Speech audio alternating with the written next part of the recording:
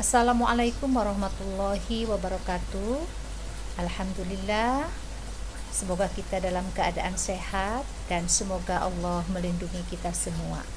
Perkenalkan, nama saya Ibu Iis Ismawati, mengajar pendidikan agama Islam di SMP 8 Purwakarta, dan pada kesempatan ini Ibu ditugasi untuk menjelaskan tentang pelaksanaan pembelajaran di masa pandemi COVID-19 di SMP 8 Purwakarta.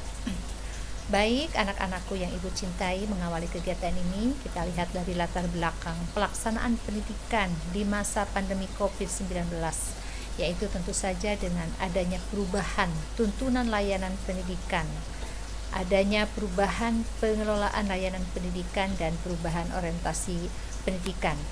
Untuk pelaksanaan pembelajaran pendidikan di masa pandemik ini berdasarkan pada SE Mendikbud nomor 4 tahun 2020, kemudian SE Sekjen Kemendikbud nomor 15 tahun 2020, SKB 4 Menteri tentang pelaksanaan pendidikan, kemudian Kemendikbud nomor 719 2020 tentang pedoman pelaksanaan kurikulum pada satuan pendidikan dalam kondisi khusus. Anak-anakku yang Ibu cintai, pada kesempatan ini kalian harus tahu, masuk ke SMP 8 Purwakarta itu harus mengetahui tentang visi misi SMP 8 Purwakarta. Visi yaitu terwujudnya peserta didik yang religius dan unggul dalam bidang akademik. Di sini ada beberapa indikator yang kalian harus laksanakan, yaitu tentang melaksanakan sholat wajib berjamaah. Ini ada di dalam visi. Kemudian melaksanakan sholat duha, baik itu di sekolah ataupun di rumah.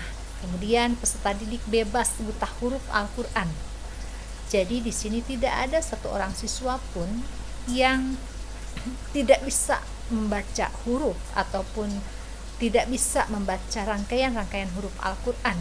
Bahkan diharapkan seluruh peserta didik dapat menerjemahkan baik secara mufradat ataupun secara terjemah, dan juga dapat menafsirkan ayat-ayat Al-Quran. Kemudian peserta didik mempunyai akhlak yang baik tentu saja.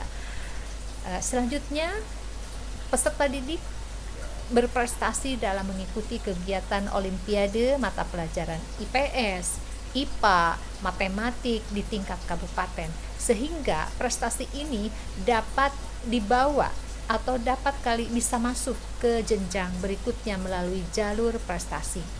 Kemudian yang terakhir, menata dan memelihara lingkungan yang bersih dan asri.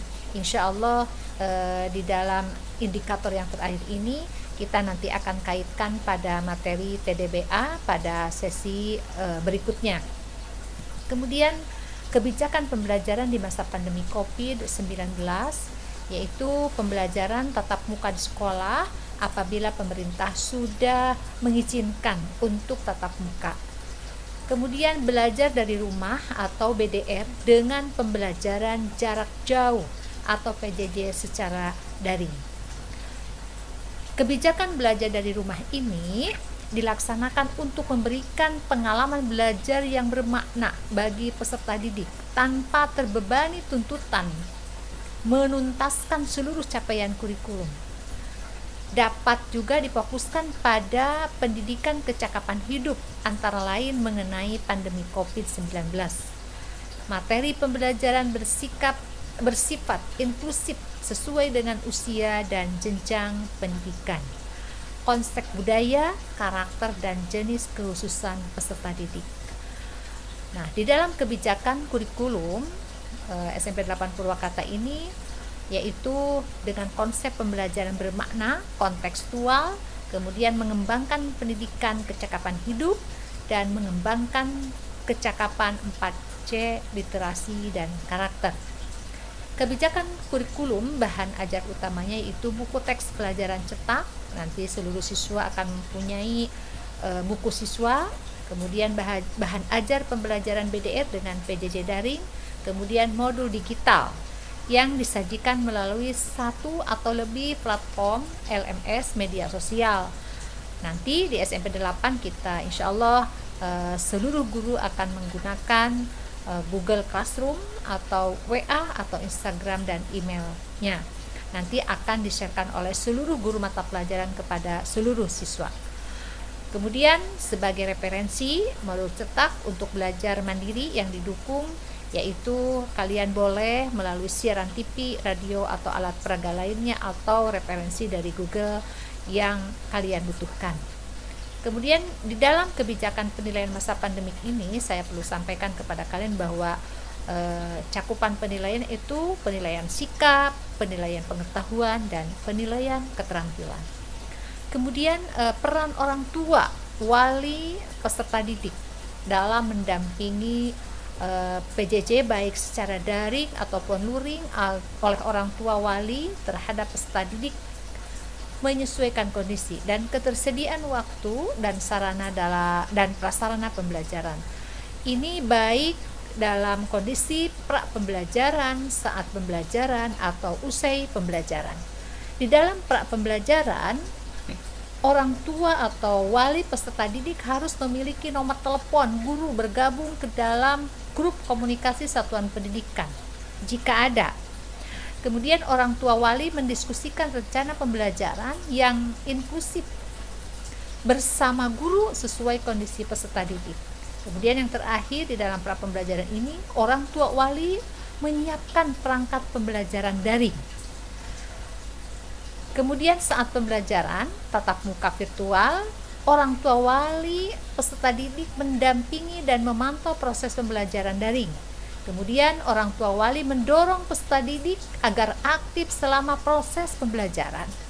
Yang ketiga, memantau anak secara teknis dalam mengoperasikan aplikasi dan teknologi. Kemudian LMS, orang tua wali peserta didik berkoordinasi dengan guru untuk penugasan belajar, dan orang tua wali mendampingi dan memantau aktivitas anak dalam LMS. Kemudian yang terakhir, memantau anak secara teknis dalam mengoperasikan aplikasi dan teknologi. Usai pembelajaran, orang tua wali peserta didik memastikan peserta didik mengisi lembar aktivitas sebagai bahan pemantauan belajar harian. Dan yang kedua, orang tua wali peserta didik mengumpulkan foto lembar aktivitas dan penugasan setiap hari.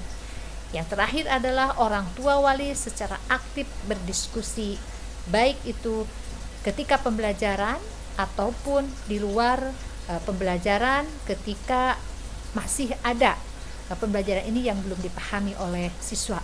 Mungkin anak-anakku yang ibu cintai, itu saja yang ibu sampaikan. Mohon maaf yang sebesar-besarnya, banyak yang belum tersampaikan pada kesempatan ini, tapi nanti kita secara bertahap akan memahami tentang bagaimana proses pembelajaran yang dilaksanakan di SMP 80 Purwakarta. Wabillahi taufiq wal hidayah. Wassalamualaikum warahmatullahi wabarakatuh.